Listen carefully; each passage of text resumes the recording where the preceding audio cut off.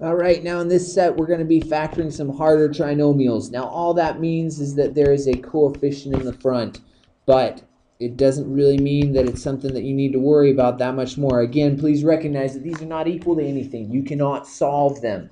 These are going to be solved exactly the same ways as the other ones, except there's just a couple more possibilities. So, let's go ahead. Is there anything common? No, there's not. So we'll go ahead, put down our parentheses. What times what gives you 5x squared? Well, 5x and x. Now we need to come up with something that gives us 32. Well, 32 can be 1 and 32. It can be 2 and 16. It can be 4 and 8. And I think that's it. So that's what we're stuck with. So what can we do? Well, I see that this is a minus, so this is going to have to be a plus and a minus. All right, so now from that point, how do we get 36 from that?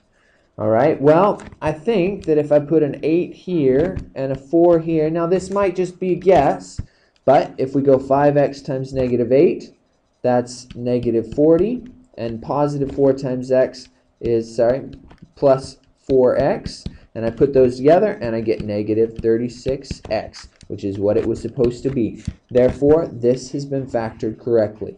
Now, if you don't get it right on the first guess, then you try a different set of numbers. You can switch the positions of these numbers as well. And so really, there's 6 possible ways that this can be written. You can kind of rule out the 1 and 32 from the beginning just because the 32 is so big. Can you always do that? No, but in this case, I think it's a pretty safe bet that the 1 and the 32 probably aren't going to work. All right, so there you go. Use a little bit of logical reasoning, and hopefully you can end up working that out. Let's go on to number 2. Number 2 is 10x squared plus 61x plus 72. Oh, I can't believe I actually gave you guys this question. This is so mean.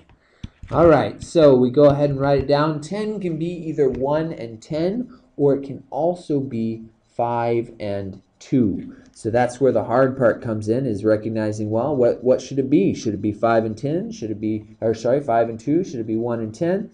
Well, I don't know yet, but it's got to be something. So let's just try 2x and 5x, just for the heck of it. Now 72 can be 1 and 72, can be 2 and 36. It can be 4 and 4 goes into 7 one time, 4 and 18.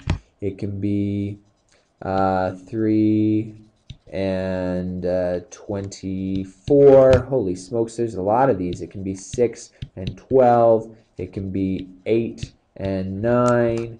And I think that's it up to that point. Okay, so now I got to figure out how to get 61. Well, 8 and 9. I don't think are going to give me numbers big enough, but maybe it will. So I see it's plus and plus, so at least I know it's got to be plus and plus, which means eventually these things are going to be put together. Well, I know 1 and 72. If I put 72 there, that's going to be way too big. That's going to be way too big. Same thing with 36. That's going to give me too big of numbers no matter what. So I can kind of reason those out. Put 24 in. Well, 24 times 2 would give me, well, let's try. So 24 and 3. We check it. That gives us 24 times 2, which is 48. 5 times 3 is 15. 48 plus 15 is 63. Not quite. That's getting close, right? So that one was pretty good, but not exactly what we wanted. I'm not even going to try putting the 24 here because 24 times 5 is way too big. Same thing with the 18 here. If I put 18 there, that'll be 18 times 5. That's going to be way too big. 2 times 18, well, that'd be 36. 4 times 5 would be 20, so that's 50. We're kind of reasoning through these. I'm pretty sure it's not going to be that one. So let's try the 6 and 12 or the 8 and 9. So I'll go ahead and I write these down completely new each time. So we've got 2x and 5x. We'll go plus and plus. Let's try the 8 and 9. I need kind of a bigger number, so maybe I'll put the 9 with the 5 and the 8 with the 2. Let's check that out and see what we get. So 2x times 8 is 16x. 9 times 5 is 45x. Holy smokes, that gave me 61x. That's exactly what I was looking for. And so that is the answer. All right, now I understand that was a little bit harder one. But I wouldn't really give you one like that on a celebration. If you see this many possibilities, this is an optimal situation for the quadratic formula. You would just say, you know what, I don't really feel like doing all that guess and check trying to figure things out to get that 61 and that 72. I'm just going to go quadratic formula. Because you got to remember, this could have been 1 in 10, which is a whole nother load of possibilities. So let's just go on to number 3. This is why we have other options. All right, so number 3 is 7x squared plus 47x minus 14. Is there anything common? No, nothing common. Luckily, this time at least, that first term can only be 7x and x. So then we've got the 14. It is negative, so one will be positive, one will be negative. We don't know at this point which is which. So 14 can be 14 and 1. 14 times 7, no, don't think so. But it could also be 2 and 7. So maybe let's try that. Let's go 2 and 7. 7x times 7 is negative 49x. 2 times x is plus 2x. That gives me a negative 47x. That's not what I wanted. It's the right number, but the wrong sign. So what we're going to do is we're just going to go in and change the two signs to 7x minus 2 and x plus 7. That'll give me a positive 49 and a negative 2, which will give me a positive 47. So there you go. Let's go ahead. Try number 4. Man, we're cruising now. 4 is 4x squared minus 12x plus 9. Anything common? No, not again. One of these days. So we'll go ahead. Let's look at this one. Now, this one I notice right off the bat that 4 is a number squared. That's 2 squared, right? And 9 is 3 squared. And so actually, when I see something like that, I like to try the perfect square first. Who knows, maybe it'll work. So I'm going to try 2x and 2x, because 2x times 2x gives me 4x squared. It is a plus, so that means either plus plus or minus minus. They're going to give me a negative later, so we're going to go minus minus, and then 3 times 3 is 9. Again, this could be 1 and 9, that could be 1 and 4, but like I say, I like to try that perfect squares first. So that's negative 6x.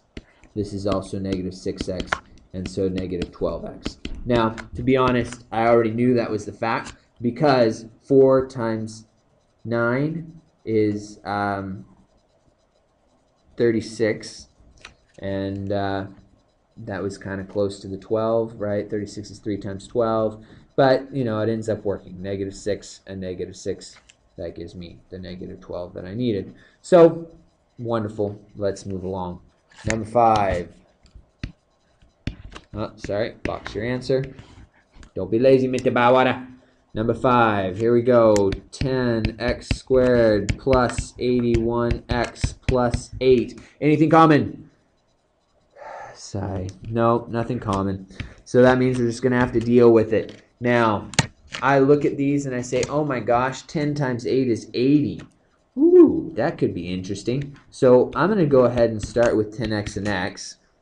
And I know that if I multiply 8 times 1, that'll give me 8. Now this is positive, so it's going to need to be positive and positive. Now let's go ahead and check it. If I have that 1 there, that gives me an 80x, and that gives me a plus 1x, which is 81x. That works out. This is the answer. Now, you could have tried other possibilities, right? 10 is also 2 times 5. 8 is also 2 times 4. You could have switched the positions. But if you see that the first and the last number multiply together and give you one less or one more than this center number, it's usually a pretty good key that you're going to be having those two things multiply together somewhere. Okay, so let's go on to the last one, number 6. Number 6 is 5x squared plus 16x plus 3. Now again, similar idea, right? I noticed that 3 times 5 is 15, which is 1 off from that 16. So that's a pretty good indication that since there's nothing common and I put the 5x and the x, I'm probably going to want to multiply that 5 by the 3. So 3 is 1 times 3. Let's check it out. Because you see, I'm always going to get that extra 1 there if I multiply those two numbers together. So that's 15x plus 1x, which is 16x. That checks out.